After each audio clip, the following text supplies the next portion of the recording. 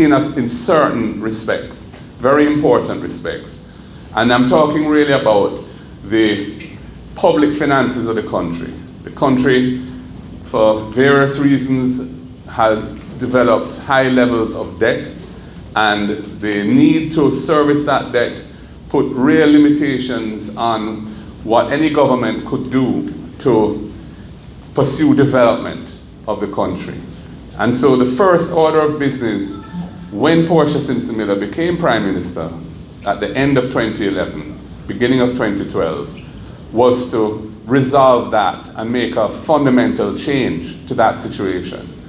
For those of you who are interested in economics, at that time, the debt to GDP ratio, which is a ratio between the total debt of the country and the total value of the country's output in each year, was very, very high. That ratio was 147% of GDP, which was one of the highest in the world and was unsustainable.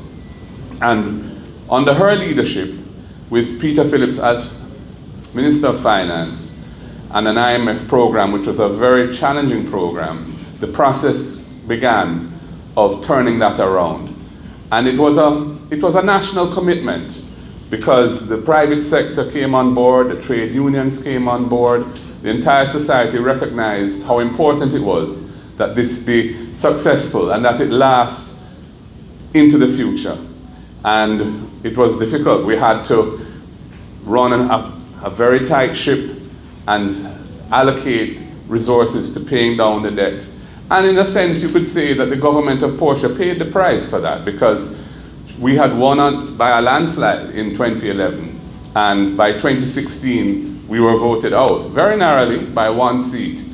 But I don't regret anything about that period, because it set the future of the country on a more sustainable path.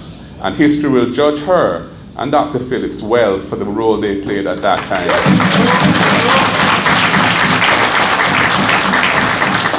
And part of what was done then was to put into the law of the land certain rules of public financial management. We call them the fiscal rules, to ensure that the course that the country was on would be maintained from one administration to the next until certain key targets had been achieved.